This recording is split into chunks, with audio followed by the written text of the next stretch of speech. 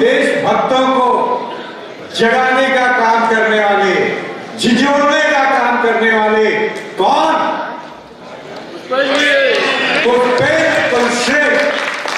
आपसे सादर अनुरोध, कृपया मंच पे आए और जो काम बच्ची साहब ने किया है जो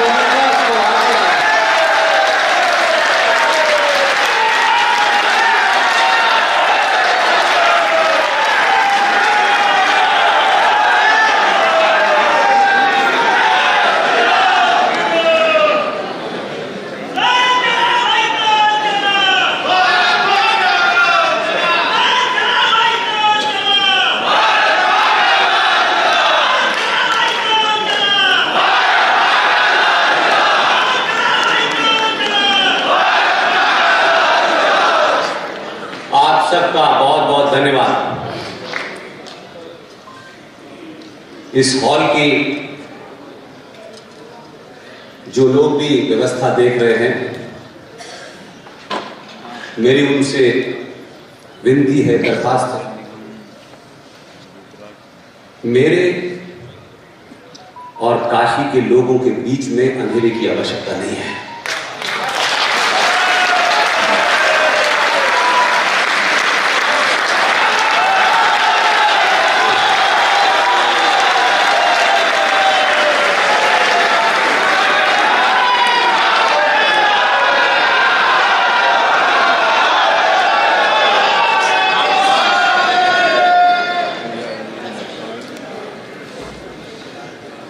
कौन कहता है कि ये बदलाव नहीं है?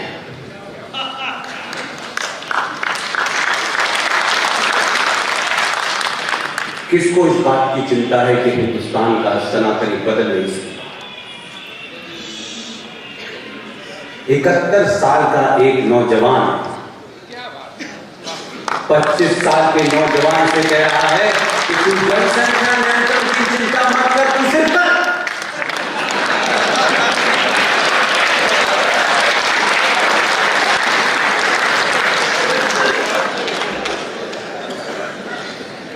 और एक गुरु, आप सब लोगों ने पवन गुरु के नाम से जानते हैं। पवन गुरु साहब कह रहे हैं कि सनातनियों में से डर निकल रहा है। मैं ये नहीं मानता। सनातनियों को डर के मतलब पता चल रहे हैं। और आज के दौर में पवन गुरु की जरूरत है, गुरु घंटालों की जरूरत नहीं है।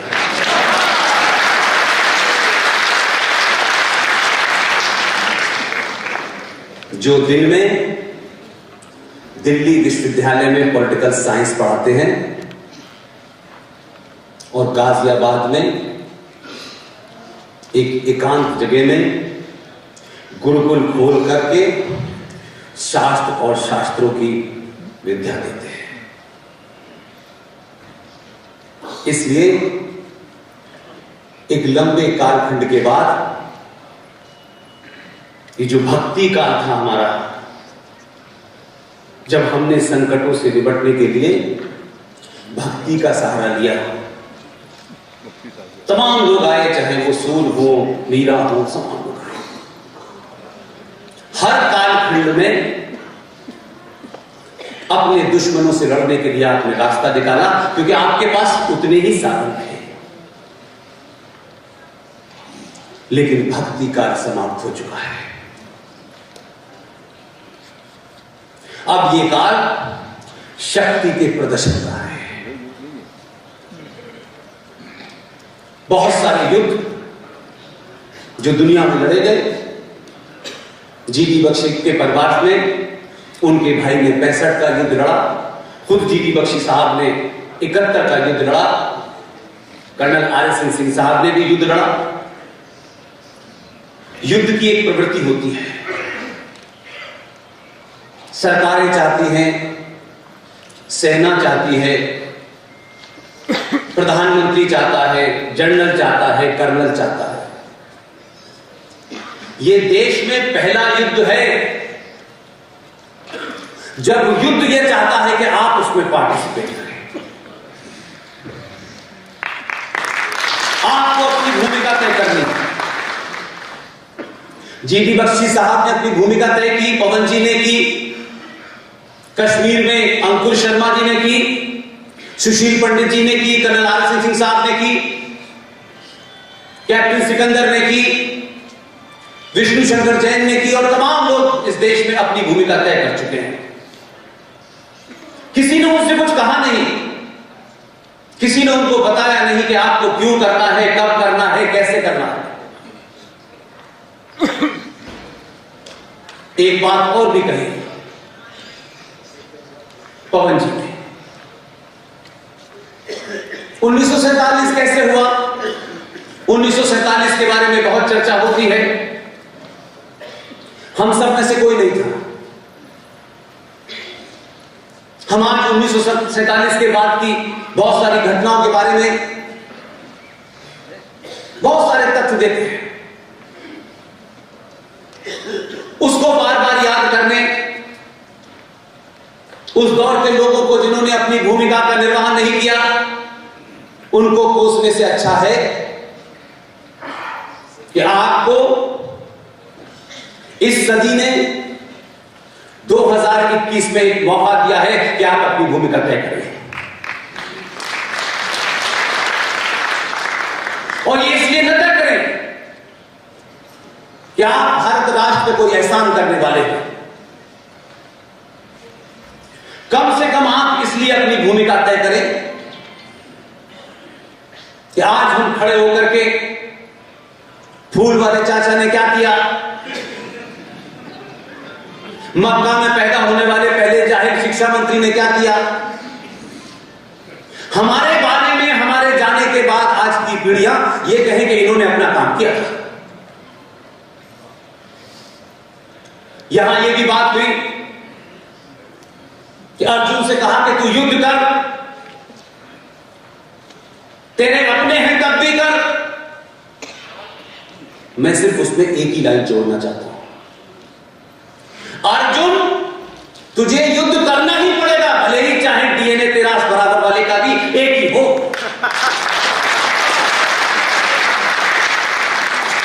तू हथियार उठा, मार, और इस चिंता में मत परेशान हो कि सामने वाले का डीएनए भी एक है। अगर अपने डीएनए वाले को भी मारना है तो भी तू कर। इसलिए बहुत सारी ताकतें अपने निजी स्वार्थ, निजी एजेंडे के लिए काम करती हैं। इस देश में बहुत सारे लोग ये कहते हैं कि 2014 पैदा हुआ। मैं कहता हूं 2014 पहले इसलिए पैदा हुआ कि आपने 700-800 साल के बाद यादव, ठाकुर, ब्राह्मण, बनिया होने के अलावा सिर्फ 2014 से पहले अपने आप को सनातनी हिंदू समझा।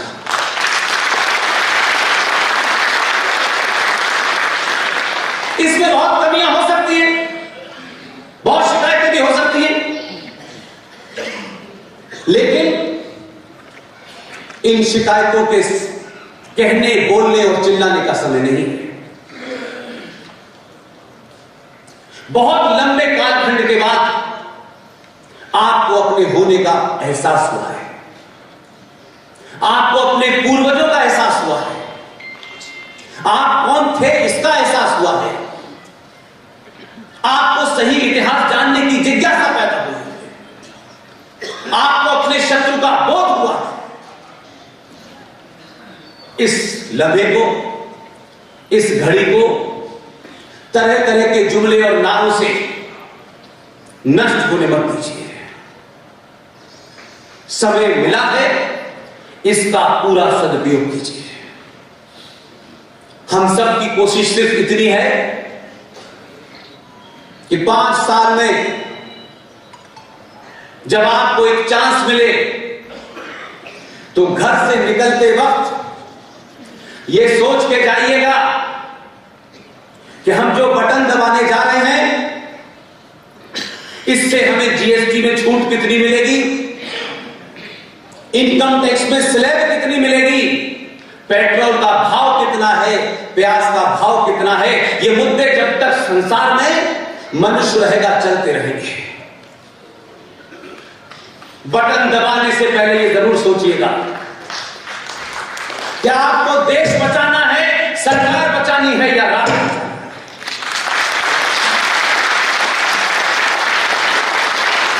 हम बहुत सुनते हैं इस बात को, व्यक्ति से बड़ा संगठन, संगठन से बड़ा देश, देश से भी बड़ा राष्ट्र होता है।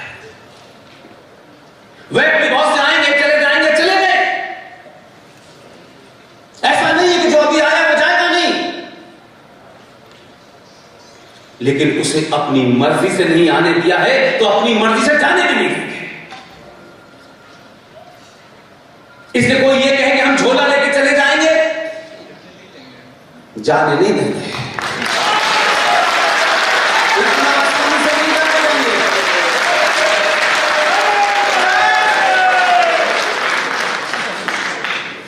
और ये बात तथ्यों पे कह रहा हूं। आप सब जानते हैं कि इस मंच पे जितने लोग बैठे हैं, न इनका किसी राजनीतिक दल से कोई संबंध है, न सत्ता के किसी पद के लाने की दौड़ में है। इन सब के मूल में अगर कोई एक ही चिंता है, उसका नाम है राष्ट्र।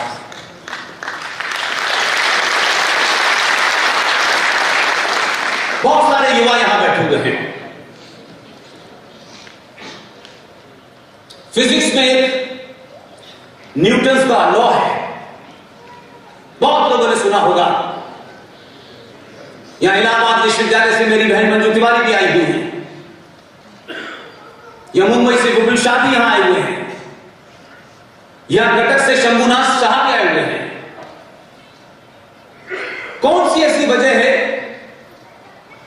कि मुंबई से बड़े बड़े धनाढ्य लोग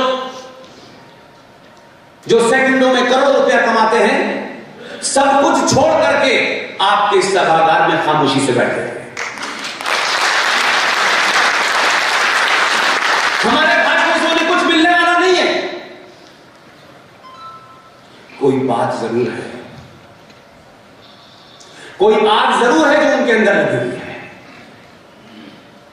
इसलिए वो आपके बीच में आए। आपके बीच में पहली बार विष्णु शंकर जैन को आपने सुना होगा। बहुत लोग ये पूछते हैं कि आपकी इस मुहिम का मतलब क्या है, आप चाहते क्या हैं, आपका एजेंडा क्या है, लक्ष्य क्या है। हम सबका लक्ष्य एक ही है कि मैं अपने चाहने से यहां नहीं खड़ा हूं। हम सब ने, और खासतौर से मैं अपने बारे में कह सकता हूं कि जो मैंने लिया है वो मुझे आगे बढ़ाना है। आपके मंच पे दो बुजुर्ग बैठे हैं, कर्नल आर सिंह साहब, major general G D Bakshi और प्रोफेसर पवन सिन्हा। आज आपको पता चला होगा कि मुझे किसने बिगाड़ा है।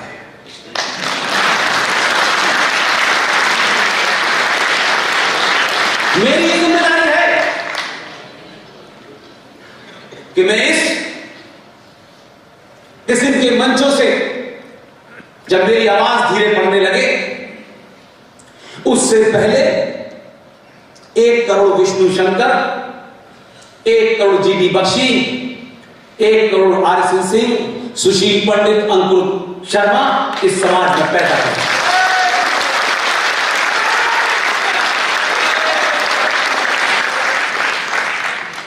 यह बहुत अच्छा लगता है कहते में कि एक विद्वान थे, उनके बाद कोई विद्वान पैदा ही नहीं हुआ।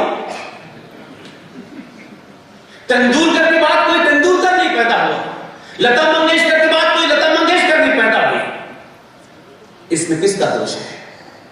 लता मंगेशकर का दोष है कि उन्होंने अपने जीते जी 100 लता मंगेशकर को नहीं पैदा।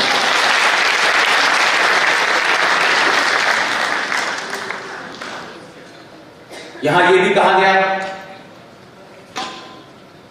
टॉलरेंस की बात बताई गई। हम शब्दों को अपने मन मुताबिक न समझें। सहनशीलता और कायरता में जमीन आसमान का फर्क होता है। इसलिए एक बात उस रेफरेंस में कह करके, एक मां जो दुनिया की सबसे बड़ी सच्चाई है, उसमें कोई डिबेट नहीं हो सकती। उसे एक शब्द में अगर आप, एक वर्ड में अगर आप परिभाषित करें तो दुनिया की सबसे बड़ी सच्चाई है मां। और वो जो मां जब बच्चा आंखें खोल के थोड़ा देखने लगता है, जिस भी पुरुष की तरफ उंगली उठा के कह देती है ये तेरा बाप है, बच्चा कभी प्रमाण पत्र नहीं मांगता, इसे विश्वास। इसका एक संदर्भ है। जिस भारत माता की जय के हम नारे लगाते हैं, जिसे आप कहते हैं ये 15 अगस्त 1947 को आजाद हुई, लाखों 11 से 20 लाख लोगों के हत्या के बाद ये 15 अगस्त 1947 आपको देखने को मिली। उस लहूलुहान भारत माता के सीने पर कुछ दलाल और चाटुकार बैठ गए। जब वो मां ये बताना चाहती थी कि तुम्हारा असली पिता कौन है, उन्होंने शोर मचा के कहा नहीं नहीं नहीं, ये नहीं है, ये है चरखे वाला।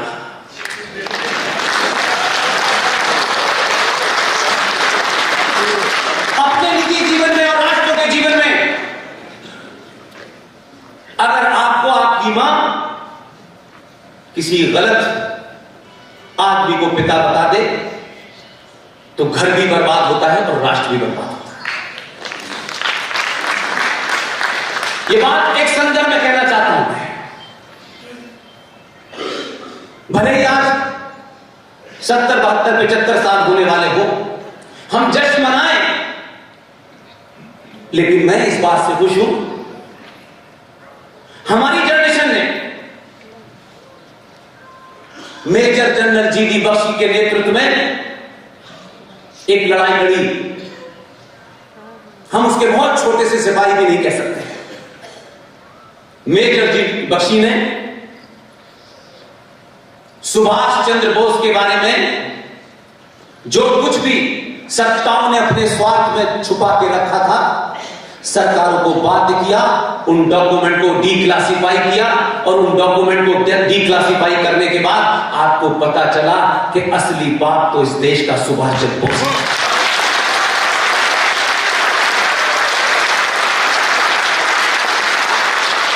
और जब आपको बात का पता चल गया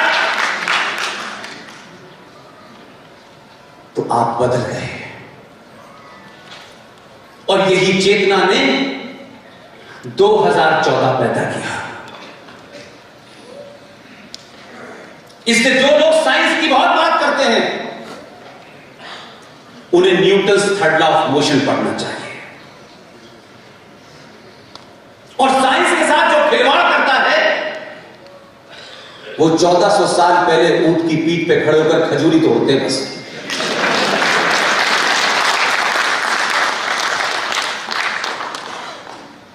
इसलिए कि आपके तथाकथित राष्ट्रपिता ने Newton's third law of motion जो था उसकी परिभाषा ही गलत बताई। फिजिक्स का Newton's third law of motion कहता है every action there must be equal and opposite reaction. उन्होंने कहा कोई एक गाल पे चाटा मारे तुम दूसरा आगे कर देना, वो न्यूटन्स थर्ड लॉ के खिलाफ चले गए। स्थिति इतनी जबरदस्त बदली कि 2014 में ऐसा चुना आपने जो Newton's third law of motion को कहता है एक साथ दोनों गालों पे मारो।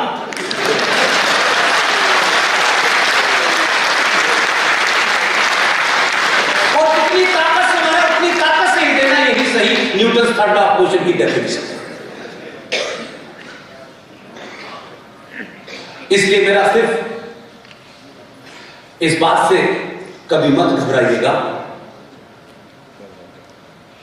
कि हमारा डीएनए क्या है। डीएनए की चिंता मत कीजिए। अर्जुन भी कर रहा था, लेकिन जब उसने बाण उठाया तो अपनों का ही नाश किया, क्योंकि वो अधर्म के साथ खड़े थे। कृष्ण के भी कई रूप हैं, भगवान राम के भी कई रूप हैं, लेकिन भगवान राम का जो एक रूप है, जो मैं देखता हूं पार्कों में, बड़े बड़े पंडालों में, भावनाओं से भरे हुए, ऐसी कथा, भगवान राम जंगल से जा रहे थे, उनके पैर में कांटा लगा और मां सीता ने उसको निकाला। ऐसे लग रहा है जैसे दूरदर्शन का ये डायरेक्ट लेकर आपने एक भाव को इतना भावनात्मक बना दिया कि चाहे कृष्ण हो चाहे राम हो, उनका एक पक्ष भावनात्मक तौर से आपने इतना बयान किया कि आप सिर्फ समझने लगे कि यही भगवान राम है। इसलिए मैंने कहा कि पवन गुरु होना इस देश में जरूरी है, गुरु घंटालों से ज्यादा। उनकी भाषा, उनके तर्क से आपको समझ में आया होगा कि असली गुरु यही है। भगवान राम का वो पक्ष नहीं बताते कि जब वो समुद्र से कह रहे थे कि रास्ता दो, तो उसने कहा नहीं दूंगा। जब उन्होंने तीर कमान उठाया तो नतमस्तक होकर बोला था जल्दी बताइए। इसीलिए कृष्ण जी का भी एक रूप है, जिसे हमारी मां और बहनों को, वो माखन खाते थे, वो चोरी करते थे, वो गोपियों के साथ खेलते थे, वो बांसुरी बजाते थे। यानी कृष्ण जन्माष्टमी में उन्हें सजाया भी ऐसे जाता है कि इसके अलावा कुछ है नहीं। किसी मंदिर में बांसुरी के अलावा सुदर्शन चक्र नहीं दिखाया जाता। ये वही कृष्ण है जो बांसुरी बजाता है, समय आने पे सुदर्शन चक्र भी चलाता है। आपके आइडियल अर्थ थे, आपने अपने इतिहास में झूठे और मक्कार लोगों को पढ़ा। इसके 70 साल में इस देश को जहां जाना चाहिए था वो नहीं गया, और इस देश के बहुसंख्यक समाज को धीरे धीरे हर तरीके से एक कायर समाज बना दिया जाए, एक डरपोक समाज बना दिया जाए, इसकी चौतरफा कोशिश की गई। और आपसे बार बार कहा नहीं, आप चिंता न करें, हम हैं, हम सब कुछ आपके लिए करेंगे। आपकी स्थिति ये कर दी है। एक कहानी है जो मेरी बहन ने मुझे सुनाई थी। एक सौतेली मां अपने सौतेले बच्चे को गोद में खिलाती थी। 5 साल का था तब भी गोद में खिलाती थी, 15 साल हुआ तब भी गोद में खिलाती थी।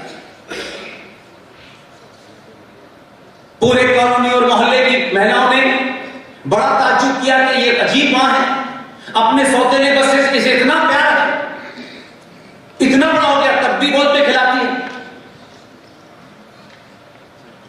लोगों ने पूछा कि भाई पता करो क्या बात है। कुछ मोहल्ले की महिलाएं उसके घर गई और उससे पूछा कि बहन ऐसी क्या बात है, इतना बड़ा बच्चा है, वो भी सौतेला है, तुम उसे अभी भी गोद में खिलाती हो। उसने जवाब दिया, मैं इसे गोद में नहीं खिलाती, मैं चाहती हूं कि यह अपाहिज हो जाए। और यह अपाहिज इसलिए हो जाए कि जब मेरी संतान पैदा हो तो उसके सामने ये सिर्फ घुटनों के बल चल के भीख मांगे रिजर्वेशन की।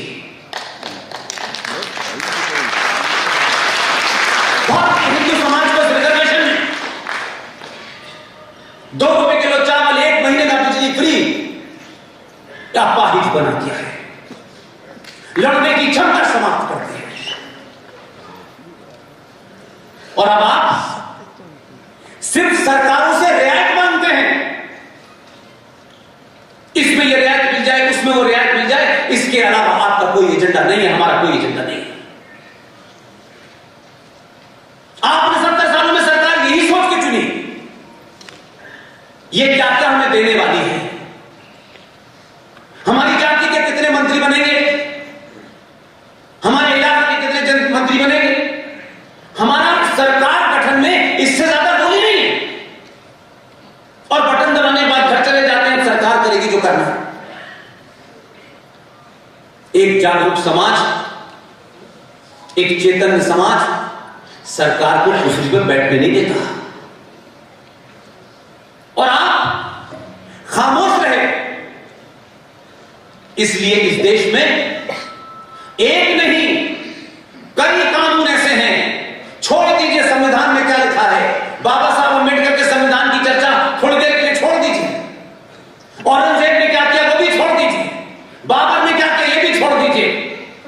आजाद भारत की संसद में इतने कानून बने, मैंने इस पे चर्चा हिंदू सनातनी समाज में नहीं देखी। आपके विरुद्ध बने, आपको नष्ट करने के लिए बने, आपके अस्तित्व को समाप्त करने के लिए बने, लेकिन हमारा इससे क्या एजेंडा है? प्यास सस्ती हो जाए। इसी समाज ने दिल्ली के अंदर दिल्ली राज्य की एक सरकार इसलिए गिरा दी कि प्याज के दाम बढ़ गए। हम कहां से चले थे कहां आ गए। लेकिन बात करेंगे हम तो आचार्य चाणक्य की बात करेंगे, विष्णुगुप्त की बात करेंगे। और जब सही टाइम आएगा तो हम ऐसे लोगों को चुनेंगे कि भारत का एक प्रधानमंत्री एक अंतरराष्ट्रीय मीटिंग में सो गया, हमें शर्म नहीं आई। एक राष्ट्र के रूप में हम 150 करोड़ लोग हैं, हमारे यहां चुनाव होते हैं, हम कैसे लोगों को चुनते हैं भाई? और यह सिलसिला रुका नहीं। एक सरकार का विदेश मंत्री, यह मैं इसलिए कह रहा हूं कि जब आप अंतरराष्ट्रीय मीडिया में काम करते हैं, बाहर के लोगों से मिलते हैं, तो आपको पता चलता है कि लोग आपके बारे में क्या सोचते हैं। भारत का एक विदेश मंत्री यूएनओ की एक मीटिंग में जब उसकी बारी आई कि भारत के प्रधान विदेश मंत्री को अपना वक्तव्य देना है, उठे, मंच पे गए और वक्तव्य पढ़ना शुरू किया। आधा पन्ना पढ़ने के बाद विदेश मंत्रालय का एक सेक्रेटरी भागा, बोला आप पुर्तगाल का भाषण पढ़ रहे, भारत का ये।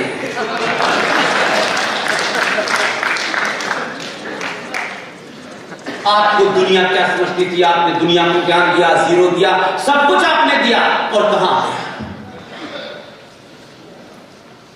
आप समझते हैं वोट किसी को भी दे दो,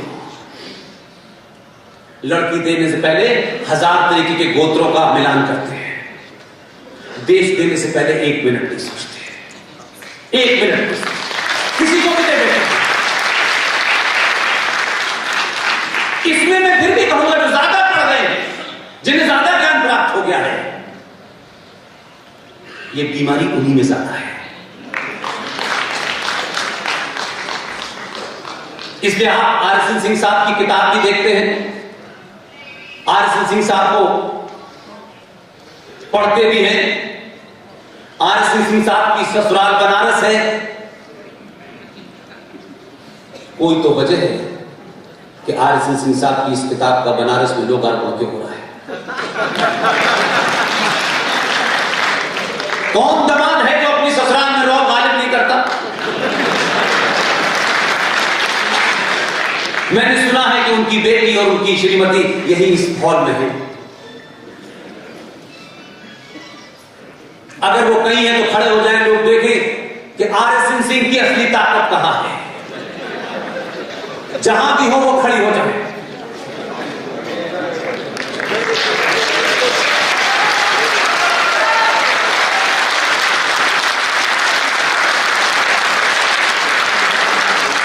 इसलिए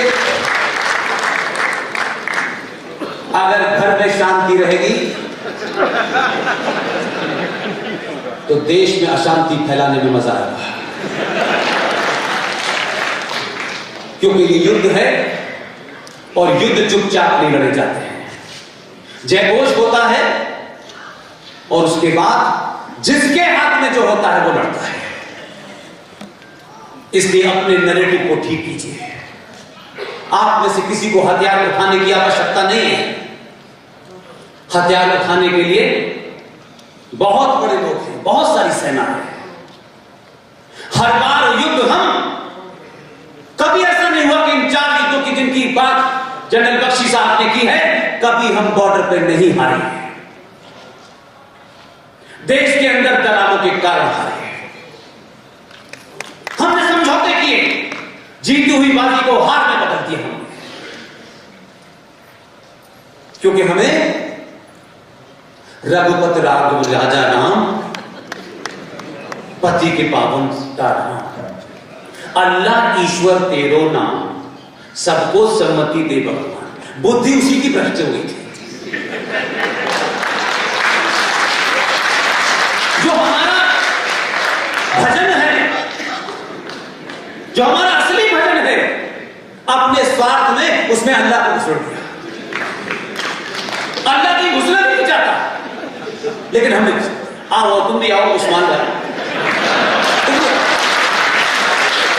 ये बीमारी हमें है। हमें अच्छा दिखना है, कोई माने या न माने। घर से निकलेंगे लोग क्या कहेंगे, ये कपड़े कैसे पहने लोग क्या सोचेंगे, तिलक लगा के जा रहे हो तुम्हारे बारे में क्या सोचेंगे। बदलाव देखिए। 1995 में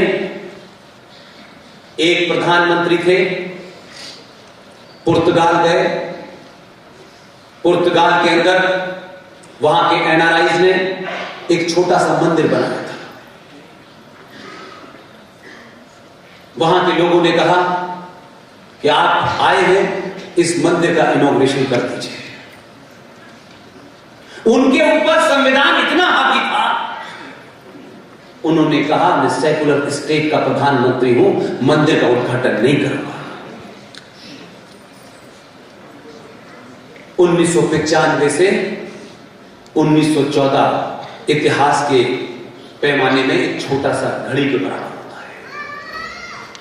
आप जिस दिन बदले, तब सत्ता पे ऐसा आदमी बैठा। 2014 में चुनाव जीतने के बाद लोग माइकल जैक्सन की कंट्री में जाके सलाम बजाते हैं सबसे पहले अंकल सैम को। वो नहीं गया। इसलिए जब आपके बीच में कोई आदमी, वो आपकी जाति का है नहीं है, वो छोटा है बड़ा है, वो क्या पहनता है, वो क्या खाता है, ये महत्वपूर्ण नहीं है, वो राष्ट्र के लिए क्या करता है, यही महत्वपूर्ण है बस।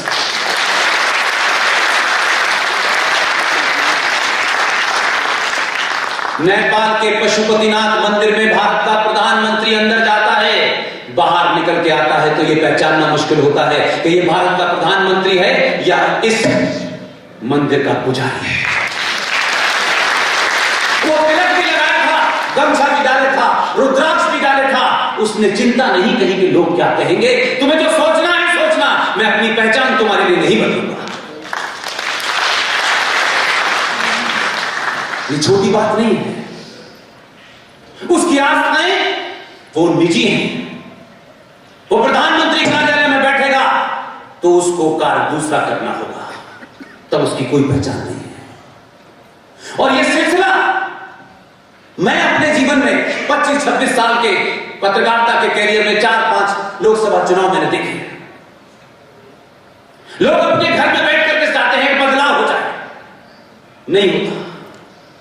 सड़क पर निकलने से पता चलता है कि बदलाव क्या होता है। मैंने कभी नहीं देखा। 5-5 लोकसभा चुनाव मैंने गुजर गए, वही मुद्दे, वही बातें, वही घोषणा पत्र, वही स्टाइल, वही एजेंडा। इस संचार क्रांति ने आपको बदला, इसलिए कुछ सिलसिला ऐसा चल पड़ा है कि कुछ लोगों ने 2014 में कहा ये जीत गया है, इसलिए कि एंटी इनकम्बेंसी हो सकता है। लोग नाराज हो गए हो मनमोहन सिंह से कि वो ज्यादा अच्छे कार्य कर रहे थे, लेकिन आपने पूरी दुनिया को मैसेज दिया है। इसलिए मैं बता रहा हूं कि जीडी बख्शी साहब तालिबान की बातें कर रहे हैं, और जो तालिबान के रिश्तेदार इस देश में रहते हैं, उन सबको साफ हो गया है कि सनातनी हिंदू 2014 में जो कमी रह गई थी वो 2019 में पूरी कर देता है। इसलिए आप 800 साल के बाद आप ये चाहते हैं कि 10 साल के अंदर सब कुछ हो जाए। ये नहीं हो सकता। प्रधानमंत्री इसलिए बदलता है कि आप बदले हैं, आप अपने स्वार्थों से ऊपर उठे हैं, इसलिए सत्ता पर बैठने वाले को बोध है, उसको पता है हम एक छोटा सा 504 लोगों का परिवार चलाते हैं तो हमारी जान सूख जाती है। करोड़ों अंदर करोड़ों बाहर, हजारों ऐसी बातें जो सार्वजनिक मंचों से देश का प्रधानमंत्री नहीं कह सकता। वो ये नहीं कह सकता कि हमने 25 साल से जहाज नहीं खरीदा है, हम लड़ाई नहीं लड़ सकते, ये वो नहीं कह सकता। इसलिए उसके आने के बाद मैं सिर्फ जिन मुद्दों से मैं आरएसएन जीडी और मेरे जैसे तमाम 10-15 लोग इस देश में जो दिन रात यही काम कर रहे हैं, अगर 71 साल का आदमी बनारस में ऐसा लग रहा था जीडी बख्शी साहब के बोलने से कि 71 की वॉर शुरू हो गई है, हर बात में ऐसा लगता था कि एक गोला बाहर निकला।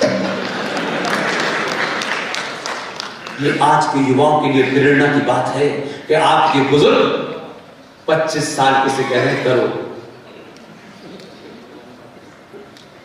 लिहाजा मैं मानता हूं कि 2019 आपने पैदा किया तो दुनिया को पहली बार एहसास हुआ कि ये इंडिया नहीं है, ये भारत है। ये वो भारत है जिससे दुनिया आपको देखती है, जिससे पूरी दुनिया में आपकी यश पताका फैली हुई है, पूरी दुनिया में आपका गुणगान होता है। इसीलिए दुनिया के लोग आपके यहां आए। इसीलिए उनका ही कहना है, वही कहते हैं, उन्हीं के अखबार कहते हैं, उन्हीं के लोग कहते हैं कि जो इस्लामिक आतंकवाद है जो 1400 साल पहले मक्का से चला था, अगर इससे कोई डिसाइसिव लड़ाई लड़ सकता है उस देश का नाम भारत है।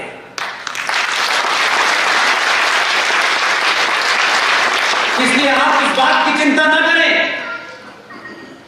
कि जब वो मंचों से कहता है सबका साथ, एक लाइन और जोड़ देता है जिसकी वजह से कभी कभी आप लोग नाराज हो जाते हैं,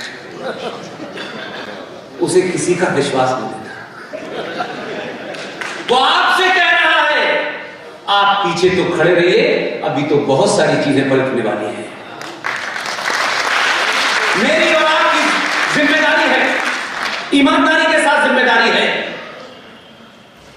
कि हम सत्ता की दौड़ में और सत्ता की पद में लाइन में न खड़े हों। विष्णु शंकर जैन मेरे छोटे भाई की तरह है, मैं इनको कभी नहीं जानता था।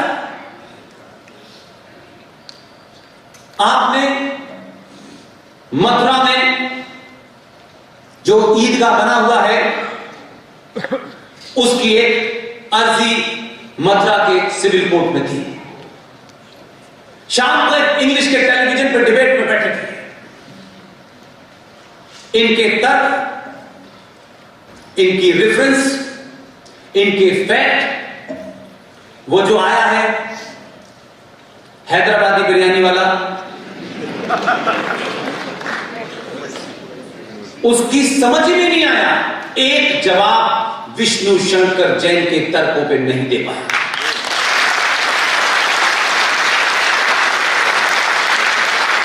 एक और है,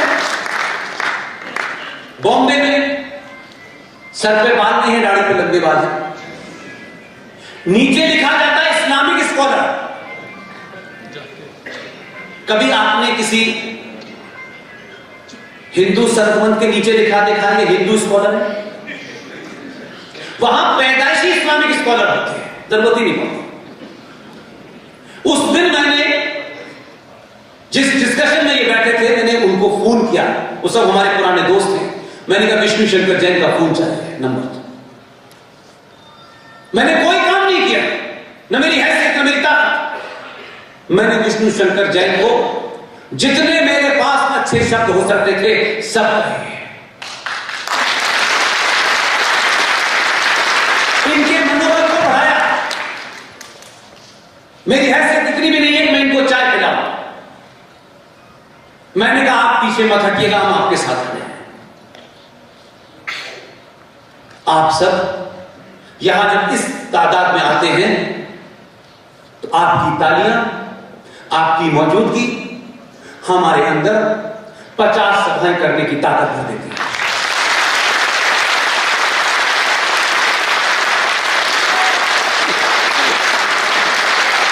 इसलिए इतना ही जरूरी है इस वक्त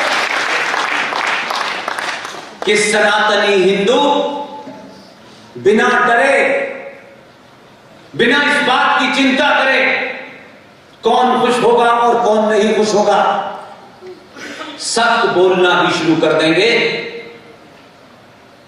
तो जिनको डर लग रहा है, मैं कहता हूं ये और लगना चाहिए, क्योंकि ये डर अच्छा है।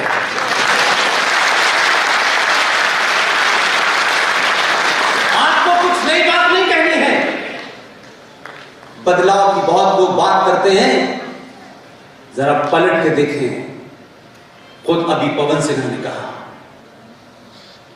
इस देश में, खबरें बता रहा हूं, देश का लीडिंग न्यूज़पेपर, नाम नहीं लेकर के उसकी पब्लिसिटी नहीं करना चाहता, उसके फ्रंट पेज पर एक साधु का कैरिकेचर छपता है और नीचे लिखा जाता है a religious Guru rape in worship place. इतनी छोटी सी खबर थी। खबर पढ़ने के बाद साधु नहीं था, मस्जिद में मौलवी साहब का नाम भी था और रेप भी था। यह नैरेटिव था इस देश के अंदर। मुसलमान शब्द इस देश में बोलने से लोग डरते थे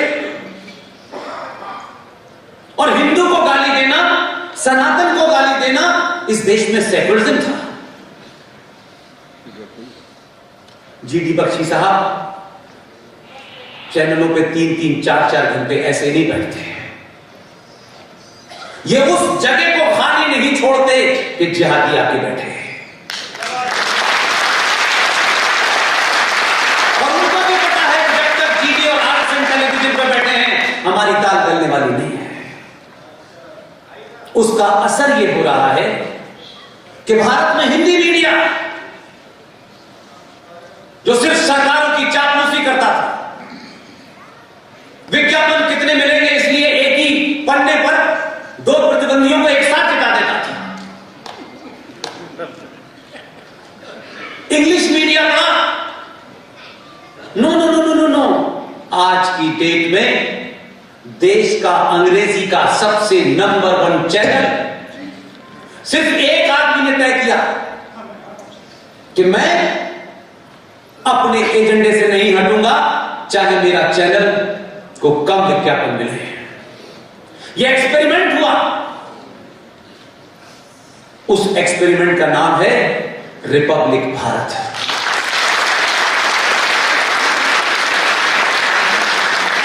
अगर कोई भी है, उसकी क्या जात है, उसकी क्या पहचान है, मेरे से निजी संबंध है या नहीं है, यह महत्वपूर्ण नहीं है। 80 से 100 करोड़ सनातनियों, आपके हाथ में तो वो बटन है कि आप अपने घर से जाए बगैर इस हवा का रुख मोड़ सकते हैं। एक बार अपनी ताकत को पहचानिए। महाराष्ट्र की सरकार ने जिस तरीके का जघन्य अपराध किया गया कि सिर्फ इसलिए कि इस अंग्रेजी मीडियम के अंदर राष्ट्रवाद क्या होता है यह अंग्रेजी में समझा रहा है और लोगों को समझ में आ रहा है। सुबह से लेकर शाम तक उस चैनल पे राष्ट्र इतने कहने के बाद अब ये हाल हो गया है कि दूसरे अंग्रेजी चैनल भी अब उसी की तर्ज पे हिंदी का चैनल खोल करके राष्ट्रवाद की बात करने लगे। ये बदलाव है। उसने राष्ट्रवाद को फैशन बना दिया, स्टाइल स्टेटमेंट बना दिया। इसलिए तिलक लगाने से, सिर्फ चोटी बना निकालने से, धोती पहनने से ये आपका वस्त्र हो सकता है, ये चॉइस का मामला है। इसलिए हजारों ऐसे लोग पैदा कर दिए जो पैंट शर्ट में भी संतों का काम कर रहे हैं। तो भूषण वेशभूषण में मत जाइए, तथ्यों पे जाइए, तर्क पे जाइए, लॉजिक पे जाइए, रेफरेंस पे जाइए। और उसका असर यह है कि आपने कहा सिर्फ दिल्ली में क्यों बदलाव हुआ। हमारे पास भी एक दीवाना है, हम उस पर एक्सपेरिमेंट करेंगे।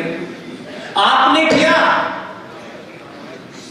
वो डंके की चोट पे कहता है, जिस भाषा में समझना चाहते हो उस भाषा में समझा।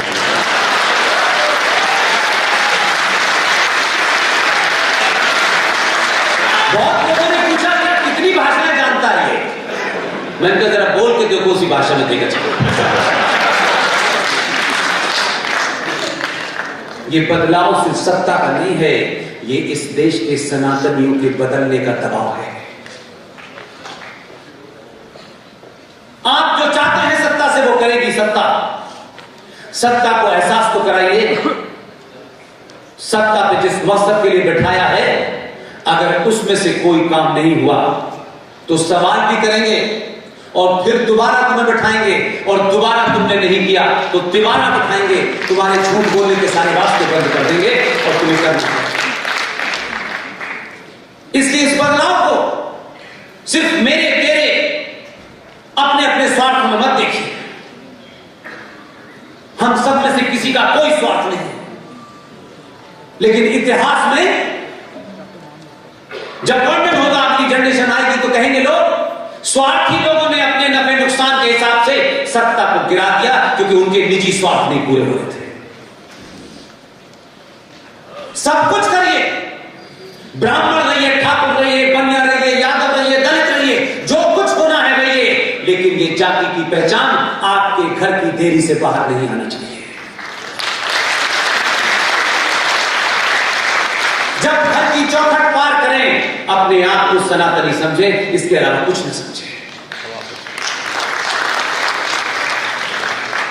इसलिए 1400 साल पहले मक्का में एक मजहब पैदा हुआ। उसके पैदा होने की भी डेट है, उसके पैगंबर की भी डेट है। वो कब पैदा हुए, कब चले गए। 2000 साल पहले जो आए थे उनकी भी डेट है, उनके मरने की भी डेट है। यह प्रकृति का नियम है, इसे दुनिया का कोई आदमी नहीं बदल सकता। जो पैदा हुआ है वो मरेगा। उसकी मौत किसके हाथों निश्चित है ये पता नहीं है। सनातन न पैदा हुआ है, इसलिए सनातन कभी मर नहीं सकता। अनंत काल तक, जब तक ये ब्रह्मांड, ये सृष्टि, ये यूनिवर्स है, तब तक सनातन रहेगा। और आप आज कहते हैं डीएनए की बात, किसका डीएनए जानना चाहते हैं?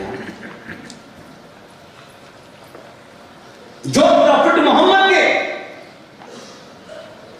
उनके दामाद के नहीं हुए, जिन्होंने प्रॉफिट मोहम्मद के दामाद अली की गर्दन काटी और उससे फुटबॉल खेली, जिन्होंने प्रॉफिट मोहम्मद की बेटी फातिमा का कत्ल किया, जिन्होंने प्रॉफिट मोहम्मद के नवासों को करबला के मैदान में भूखा पैसा मारा, जो मोहम्मद के नहीं हुए वो आपके होंगे। ये किस भाईचारे की बात कर रहे हैं? इस भाईचारे में भाई कौन है, चारा कौन है, 70 सालों में पता नहीं चला आपको? अननेचुरल बातें वही लोग करते हैं जो जीवन भी अननेचुरल जीते हैं। प्रकृतियों के नियम से अगर आप अलग हटेंगे तो दिमाग में ऐसे उल्टे सीधे ख्याल आएंगे। सच को सच कहिए।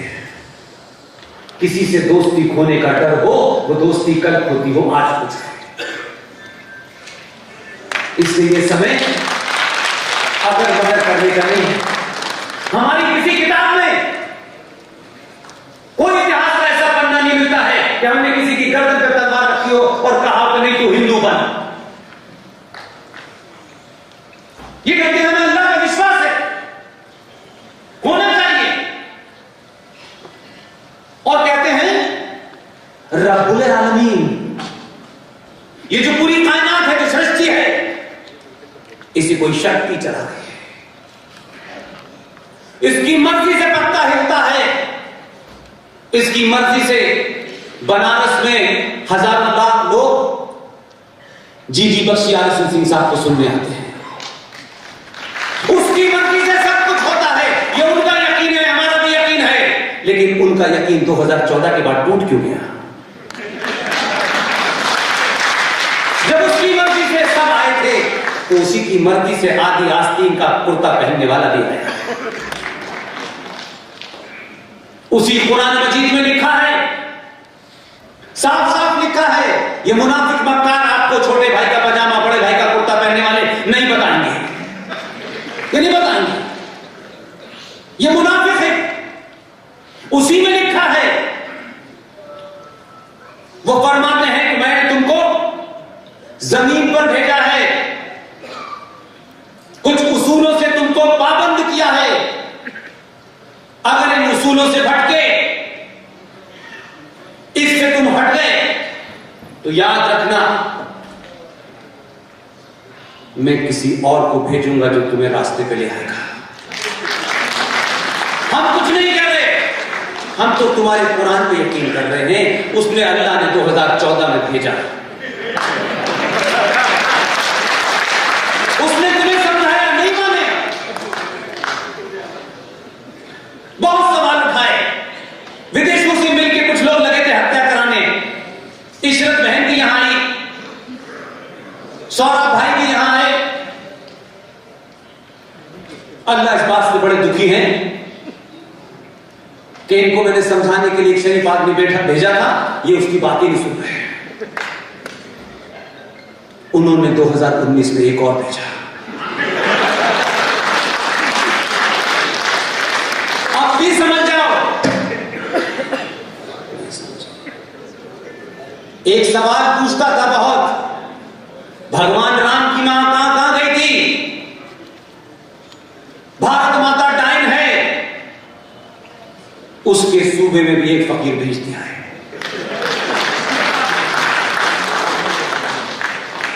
इसलिए सत्ताओं के बदलने से पहले समाज का परिवर्तन जरूरी है। और आज पूरी ताकत लगी हुई है, ये दोबारा से ना आ जाए। ये समय किसी अगर मगर का नहीं है। मैं फिर कह रहा हूं, कोई राजनीतिक दल से संबंध नहीं है, इसलिए कि लगता है कि इस हालात में सिर्फ यही हमारे लिए आखिरी बात है। इसको उठाने के बाद फिर सवाल खड़े करिएगा, अपनी कुछ शिकायतें करते रहिएगा। शिकायतों का सिलसिला जब तक रहेगा, जब तक सृष्टि पे मनुष्य रहेगा। बेटे को भी बाप से शिकायत होती है, बेटे को मां से शिकायत होती है, लेकिन शिकायत से मां और बाप को बदला नहीं जा सकता।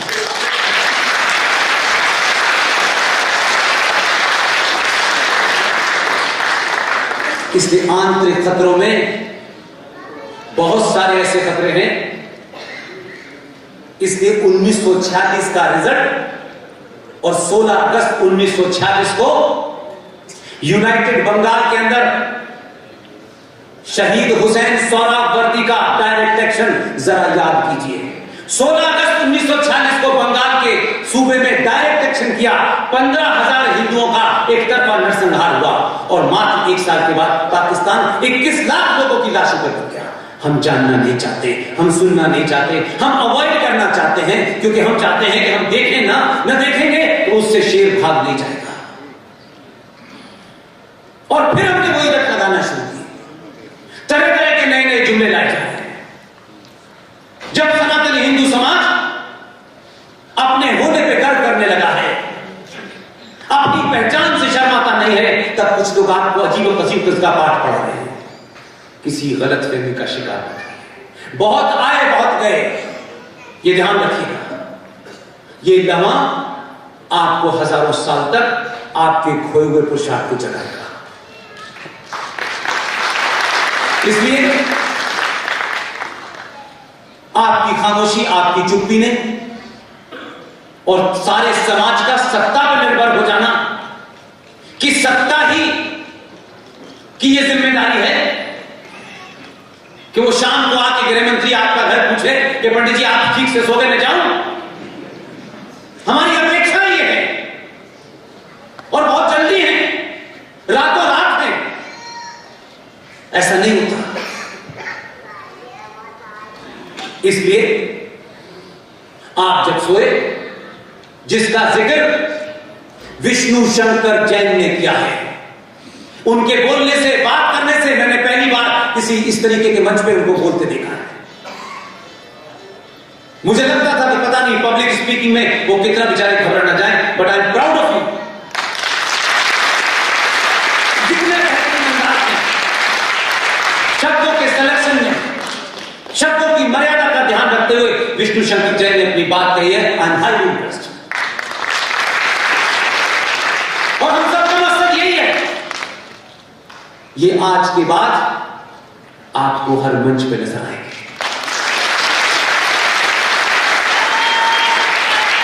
इनको सत्ता नहीं,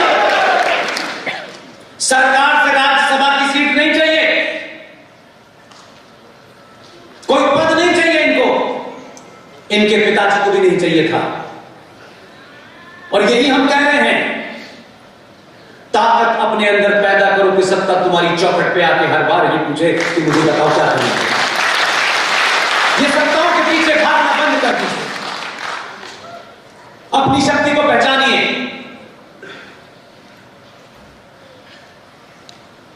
जो मुंबई में बैठ करके तरह तरह की फिल्में बनाते हैं, कभी कोई तांडव बनाता है, कभी कोई पीके बनाता है, और आप शिकायत करते हैं। आप अपनी शक्ति को पहचानिए माय डियर, आपको शिकायत करने की आवश्यकता नहीं है। सामूहिक तौर पर फैसला लें। बाहुबली जैसी फिल्में देखेंगे, बाकी देखेंगे नहीं।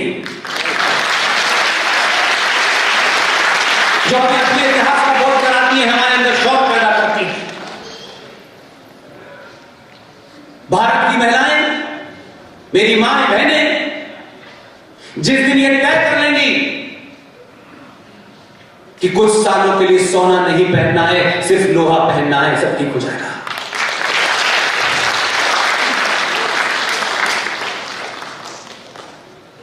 आप भजन गाइए, मेरी शिकायत है, सार्वजनिक मन से कह रहा हूं, मुझे किसी की चिंता नहीं होती। हजारों लाखों लोगों के आस्थाओं को आप भजनों के माध्यम से, कीर्तन के माध्यम से, राम कथा के माध्यम से इकट्ठा करते हैं। हजारों गांव की भोली भाली महिलाएं राम कथा सुनने जाती हैं। ये राम कथा करते करते ये मौला कहां से पैदा हो जाता है। ये किसको मूर्ख बनाते हैं आप? आपसे किसने कहा है सेकुलर होने के लिए? ये झूठ बोलने के लिए आपसे किसने कहा है? आप इनका बहिष्कार करिए। इसलिए आपके समाज में बहुत सारे पुरुषार्थी मौजूद हैं। आपने चाहा तो ये 10, 15, 20 जो है करोड़ों में तब्दील हो जाएंगे। इसलिए आप जय श्री राम का नारा उस वक्त तक न लगाएं जब तक काशी में नंदी के सामने जो कचरा पड़ा है वो साफ न हो जाए।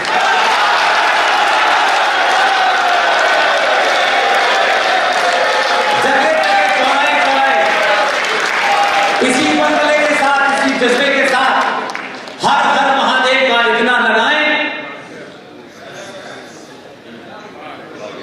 कि वो कचरा ढह जाए। कोर्ट में लड़ाई करने के लिए बहुत लोग मौजूद हैं। कोर्ट कचहरी से देश चलता है, राष्ट्र नहीं चलता। ये कोर्ट ने मुकदमा कर दिया है, ये फैसला आएगा, 150 साल में एक मंदिर मिलेगा, 1.5 दिन में चाहिए।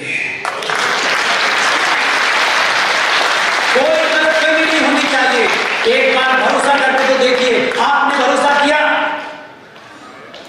इसी देश की सर्वोच्च न्यायालय ने कई ऐसी पिटीशन भी सुनी जिसमें यह कहा गया भगवान राम तो है ही नहीं, लेकिन इतने मक्कार हैं वो, रामनवमी की 9 दिन की छुट्टी लेते हैं।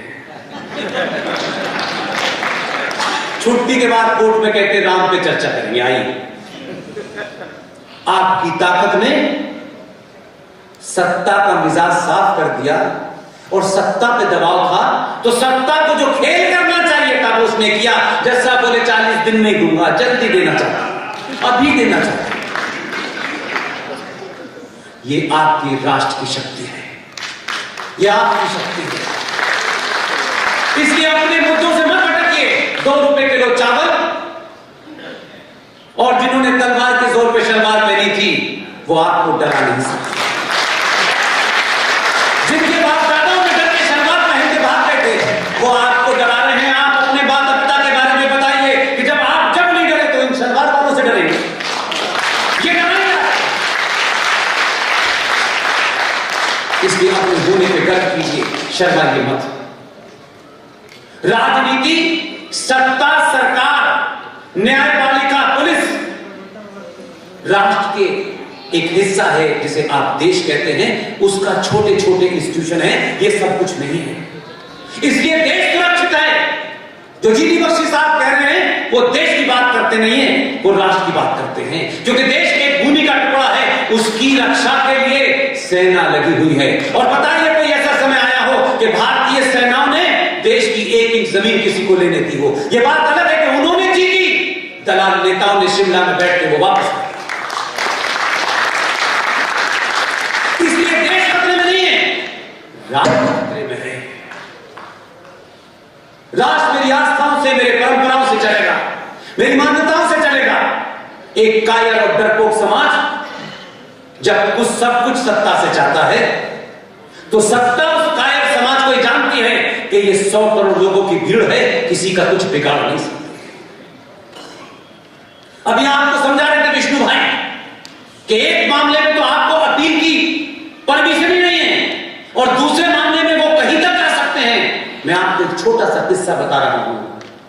जो समाज गिनती में कम है, नंबर में कम है, उनकी सामूहिक शक्ति को पहचानिए। जरूरी नहीं है कि सब कुछ आप सीखेंगे, कभी कभी शत्रु से भी सीखना चाहिए। दिल्ली के अंदर एकमात्र भारत में ईमानदार मुसलमान है। ये कंट्राडिक्टी लग रहा होगा आपको, ये विरोधाभास लग रहा होगा आपको। जो ये कहता है कि मैं बुखारा से आया, उसका नाम है अहमद बुखारी, जामा मस्जिद का इमाम है। मैं सिर्फ आपको कल की घटना, परसों की घटना, 10 दिन पुरानी घटना इसलिए बताता हूं कि मैं अगर औरंगजेब के बारे में बात करूंगा तो इरफान हबीब कुछ लिख देगा, उसे आप पढ़ के कंफ्यूज होंगे, उसे ठीक करने की मेरा टाइम नहीं है मेरे पास। अहमद बुखारी के ऊपर 65 FIR, जिसमें कम से कम 8 या 10 में नॉन बेलेबल वारंट है उसका। दिल्ली राज्य में एक एक्सट्रीम सेकुलर महिला का शासन था। हाई कोर्ट ने कहा इस गुंडे को अरेस्ट कीजिए,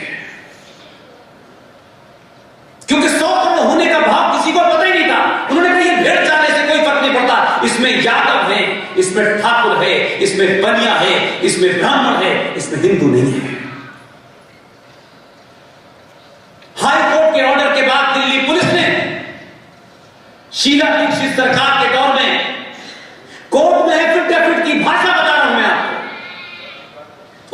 लिखा, अगर हमने इनको गिरफ्तार किया तो दंगा हो सकता है। आज तक गिरफ्तार नहीं हुआ। वो जानते हैं काले कोट वाले कि वो सवाल नहीं करेंगे, उनके लिए कोट वोट की कोई वैल्यू नहीं है। लेकिन आप जरा अपने मन में सोचिए कि आपको अपने जाति पे कितना घमंड है। इसी देश में एक विदेशी महिला के इशारे पर तमिलनाडु में सनातन हिंदू धर्म का एक शंकराचार्य रात के अंधेरे में 1:30 बजे उसे पुलिस बलात्कार के केस में पकड़ती है, जेल ले जाती है, बंद कर देती है और कुछ दिन बाद उनकी मृत्यु हो जाती है। मैंने इस देश में एक प्रोटेस्ट नहीं देखी। आप अपने शंकराचार्य के लिए नहीं खड़े हो सकते, आप उसके लिए सड़कों पे नहीं निकल सकते, इसलिए जुडिशरी भी आपसे डरती नहीं है। इसीलिए वो हिंदुत्व की परिभाषा तय करती है। देश चलाने का काम सरकार का है, प्रधानमंत्री का है, राष्ट्रपति का है, कैबिनेट का है, पुलिस है, सेनाएं हैं। राष्ट्र में अगर धर्म की कोई भी परिभाषा बतानी है, किसी मान्यता परंपराओं को सही तरीके से रखना है, उसमें कोई अमेंडमेंट करना है, तो उसका राजा सिर्फ शंकराचार्य है और कोई नहीं हो सकता। काला कोट पहनने से अकल ज्यादा हो जाती है, ऐसा कहीं नहीं लिखा। राफेल पे भी एक्सपर्ट, जलीकट्टू पे भी एक्सपर्ट, जेंडर जस्टिस पे भी एक्सपर्ट। जहां कहा कि थोड़ा सा मस्जिद पे भी एक्सपर्ट हो जाओ तो बोले नहीं नहीं नहीं, मस्जिद में जेंडर जस्टिस हुआ तो हमारे साथ जस्टिस नहीं हुआ। इसे कहते हैं आपकी सामूहिक शक्ति का डर। इसलिए आपने जब पब्लिक डिमॉन्स्ट्रेट किया, अपनी उस अभिव्यक्ति को बताया, आपने ये नहीं पूछा कि सत्ता के शीर्ष पे उसकी जाति क्या है।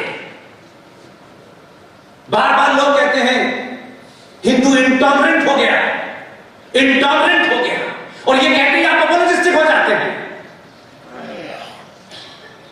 लोग नहीं समझ पाए, किसी ने नहीं समझा। विदेश के एक सबसे बड़े अखबार में लिखा, उसने उस सरल भाषा में लिखा, आप पढ़ते नहीं हैं। बाहर कौन सा फैशन है ये तो पता है आपको। उसने लिखा 2014 में पहली बार भारतीय सरकार बनी है। वो आपसे ज्यादा आपके बारे में जानता है, इसलिए आप शायद कंफ्यूजन में हैं। वो ऐसा था, वैसा था, ये था, वो था, और यही दबाव, ये सिलसिला इस देश में चल पड़ा है। जो भी ताकतें वो कितनी मजबूत हैं मैं नहीं जानता, लेकिन फिर भी उनकी गिनती 2, 3, 4 करोड़ होगी, 100 करोड़ नहीं है। जीडी बख्शी साहब ने यहां शंख के साथ जितने मिसाइल और बम दागे हैं, ये कोई आसान काम नहीं है। इस उम्र में लोग इस वक्त तक सो चुके होते हैं। अगर ये सब लोग यहां पहुंचे हैं और इन्होंने मुझे बिगाड़ा है, तो हजारों को बिगाड़ने की जिम्मेदारी मेरी है। हम आपसे कोई ऐसी बात नहीं कहेंगे कि आप सहिष्णु हैं, आप इंटॉलरेंट हैं। जो भी कहता है वो मक्कार है और धूर्त है। हम टॉलरेंट और इंटॉलरेंट में कंफ्यूजन कर रहे हैं। देश का प्रधानमंत्री कहता है कि हमें गंदगी के प्रति इंटॉलरेंट रहना है। इसमें क्या बुरी बात कही? क्या कूड़ा घर अपने घर में बनाते हैं? क्या घर में गंदगी में रहते हैं? लेकिन आप सिंबॉलिक चीजों पे जाते हैं, जो उसका मकसद है वो नहीं समझ पाए। जीडी बख्शी समझ पाए। इस देश में जो कचरा है, मानसिक तौर पे उसके खिलाफ लड़ाई लड़ी है। जो इस देश को गंदा करने पे तुले हुए हैं, जिनका ख्वाब है अल्लाह जाने कौन सी किताब पढ़ी हुई है,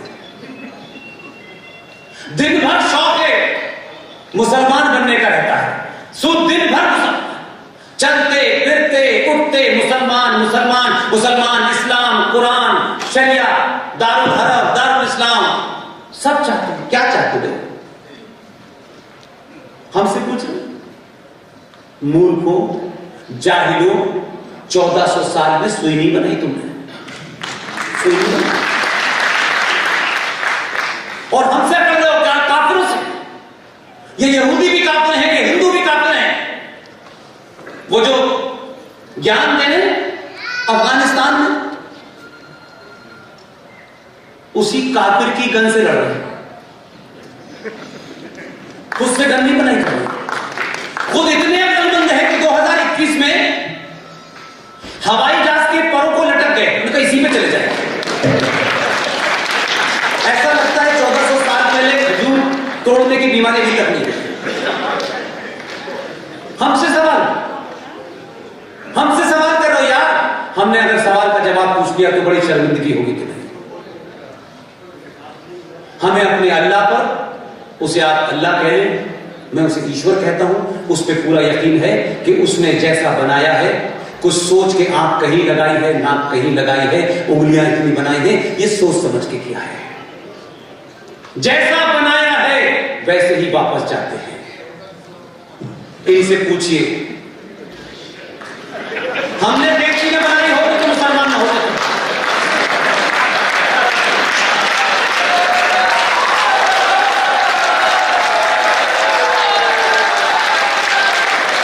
हमारा अल्लाह से ज्यादा फर्ज है। अल्लाह का एहसान कम मानो, हमारा ज्यादा मानो। देखी न होती तो हिंदू आते, हिंदू चले जाते। हमें मार रहे हो, हमें तलवार से डरा रहे हो। इसलिए ये डर अगले 1000 साल तक रहना चाहिए, गली गली मोहल्ले रहना चाहिए। और ये भाई और चारा नहीं हो सकता, इसमें कोई कंफ्यूजन नहीं रहना चाहिए।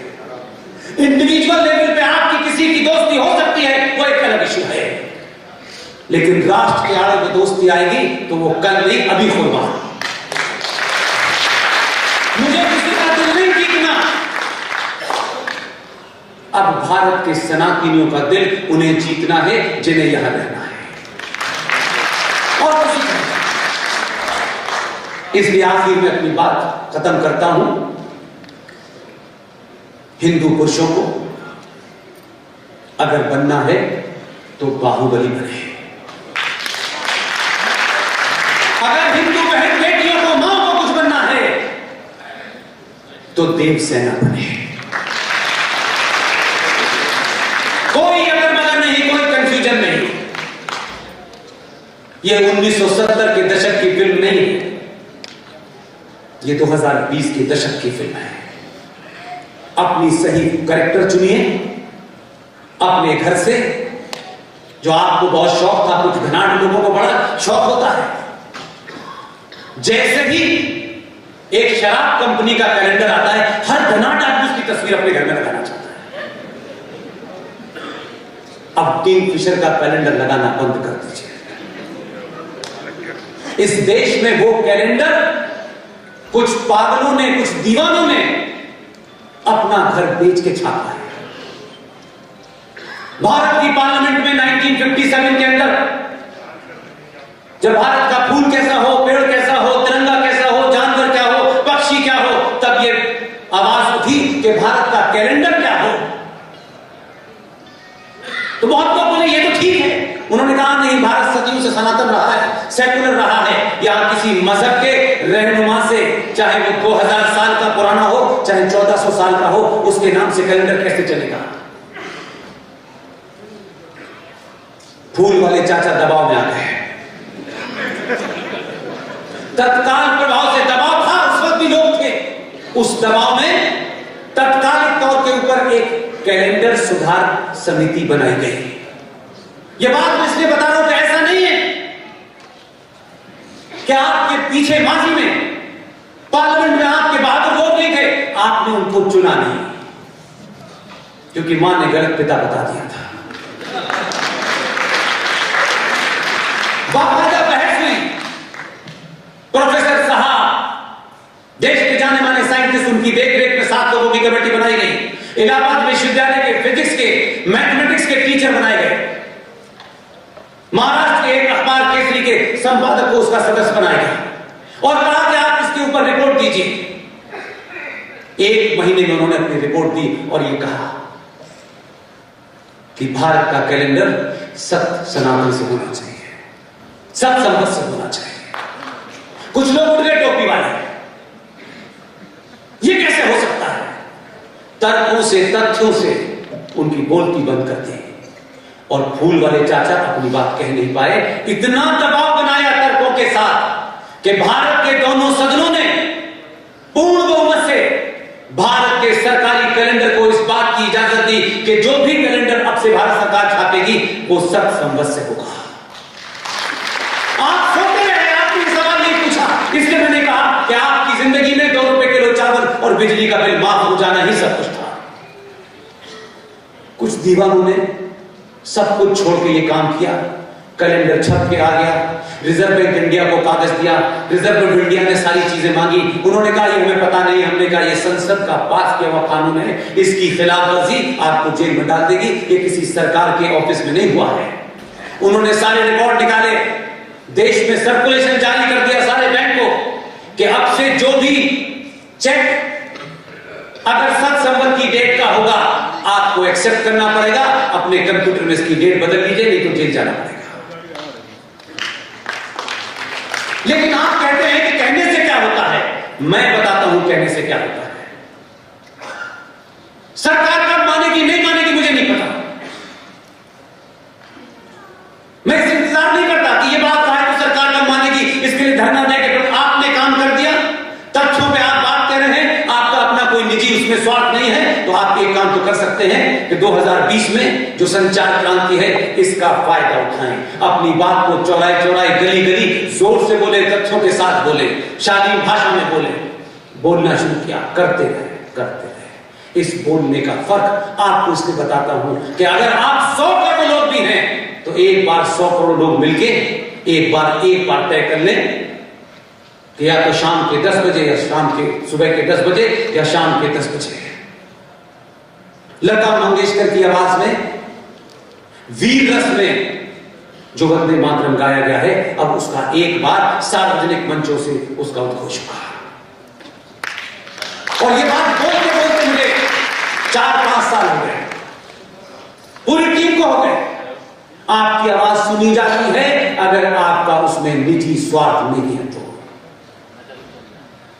देश के प्रधानमंत्री ने खिलाड़ियों को चिट्ठी लिखी है,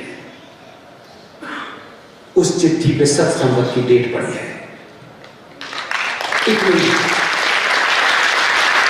अपनी सामूहिक शक्ति को पहचानिए, अपने स्वार्थों से ऊपर उठिए। कई सौ सालों के बाद मौका मिला है, इसे जाने मत दीजिएगा। इसलिए प्लेसेस ऑफ वर्शिप एक्ट 1991 जिसकी लड़ाई विष्णु शंकर जैन लड़ रहे हैं, इन जैसे लोगों के साथ बैठ करके कुछ तथ्यों की जानकारी हुई है। मैं आप सबको एक काम देके जाता हूं, अगर आपका इस मंच में जितने लोग भी बैठे हैं, अगर सबके प्रति 1% भी कोई भरोसा है तो मुझे यकीन दिलाइए कि आप इस बात को तथ्यों के साथ कम से कम 10 लोगों को बताएंगे।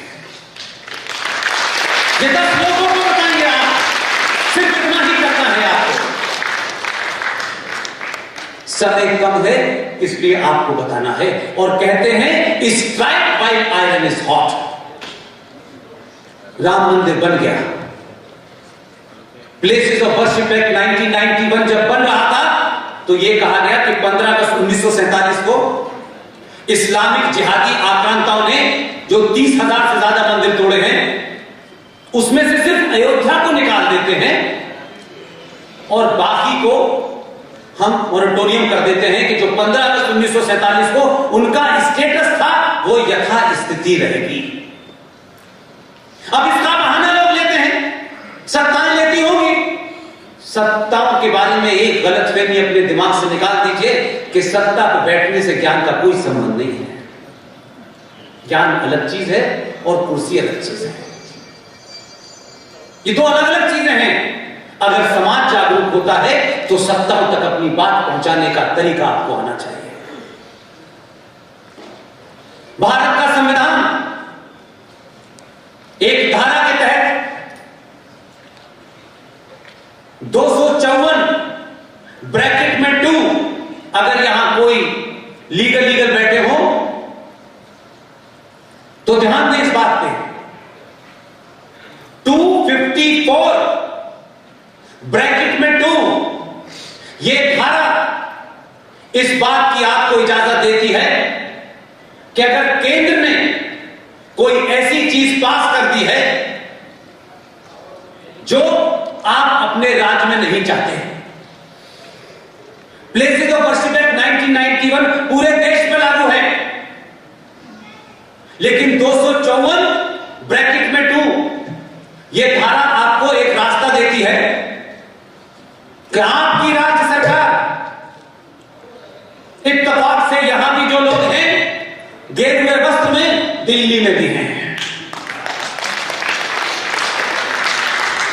और आपके सामने यह संकट नहीं है कि राष्ट्रपति कोई दूसरा है, वो भी सब कुछ संवैधानिक कह रहा हूं मैं। आप उत्तर प्रदेश में चुनाव की घोषणा होने से पहले इतना शोर मचाइए और राज्य सरकार से कहिए 254 ब्रैकेट में 2 इस धारा के तहत विधानसभा में एक प्रस्ताव लाइए। यह संवैधानिक है और इस प्रस्ताव में कहिए कि प्लेसेस ऑफ वर्शिप एक्ट 1991 से उत्तर प्रदेश को बाहर कर दिया जाए। इस प्रस्ताव को आपकी राज्य सरकार पास करेगी और उस पर जैसे ही राष्ट्रपति के साइन होंगे, प्लेसेस ऑफ वर्शिप एक्ट के माध्यम से ये जो काशी में नंदी के सामने कचरा है, ये मथुरा में चोरी और सीनाजोरी और बदकारी और लूट के साथ ईदगाह मस्जिद बनाई गई है।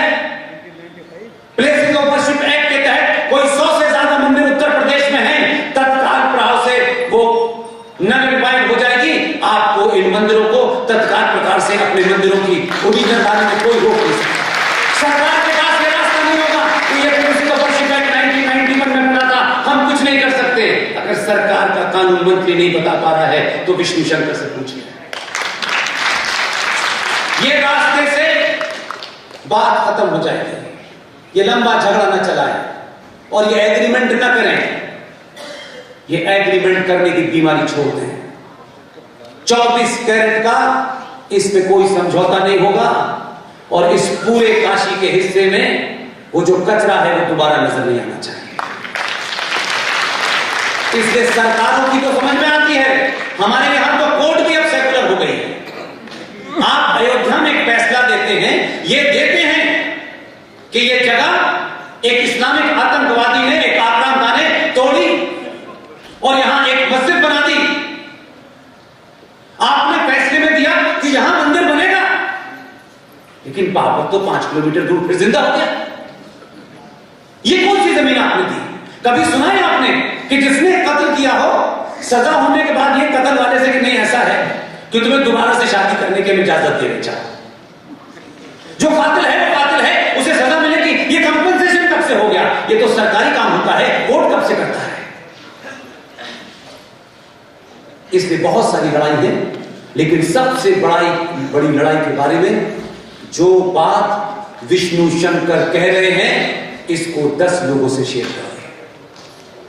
ये हॉल, ये बिल्डिंग, ये राष्ट्र जिसे आप सुबह से शाम पूजते हैं, नमन करते हैं, यह आपके हाथ से जा चुका है। संसद ने कानून ऐसा पारित कर दिया है, आपको तो उस पर लड़ाई लड़ने का भी रास्ता बंद कर दिया है। जिन्होंने आपकी जमीन लूटी है, जो आपकी जमीन पे कब्जा दिखाना चाहते हैं, उनसे कोई कागज नहीं मांगा जाएगा, आपसे पूछा जाएगा और आपसे कोर्ट नहीं कह सकती। आपसे जो आपके कातिल हैं कोई आपके मुंसिफ भी है। किस गलतफहमी के शिकार हैं? भाई भाई में झगड़ा झगड़ा हो रहा है, 100 गज जमीन इधर हो गई तो मर्डर हो रहा है, 100 गज जमीन उधर हो गई तो सालों मुकदमे चल रहे हैं। ये राष्ट्र की जमीन ही आपके पास नहीं है, इसकी लड़ाई नहीं है। इसलिए जीडी बख्शी साहब ने दोबारा से शंख इसलिए नहीं बजाया था कि यादव साहब के हमें रेस्पिरेटरी सिस्टम चेक करना था कि 3.25 मिनट तक वो कैसे बजाते हैं। ऐसे लोग जो आज भी शंख ऐसा बजाते हैं कि उस शंख को सुनने के बाद महाभारत जैसा माहौल बन जाता है। ऐसे लोग, यादव जी जैसे लोग, इनसे मिलिए, इनको जानिए, ये ताकतवर रहें और जब ये बुजुर्ग होने लगे तो ऐसे हजारों शंख बजाने वाले पैदा करके जाएं। इसकी चिंता समाज को होनी चाहिए। सरकार इनको तनख्वाह देती है, नहीं देती है, इनका घर का कैसे खर्चा चलता है, ये किसी सरकार का काम नहीं है, ये समाज का काम है। इनके बारे में पता करें, कौन है, कहां रहते हैं, क्या करते हैं, कैसे जीवन चलाते हैं, क्या ये 10 बच्चों को ट्रेनिंग दे सकते हैं, उसमें क्या खर्चा आ सकता है, ये समाज जिम्मेदारी है। और ये जो पुलिस खड़ी हुई है, ये पुलिस, इसके बारे में भी विचार करें। ये किसी न किसी के भाई हैं, किसी न किसी के बाप हैं, किसी न किसी के पति हैं। जो इस देश में हो रहा है, जो गली गली हो रहा है, जो कश्मीर में हो रहा है, जो केरल में हो रहा है, जो बंगाल में हो रहा है, सनातनी और जिहादियों के बीच में एक ही दीवार है जो ये वर्दी पहने हुए हैं।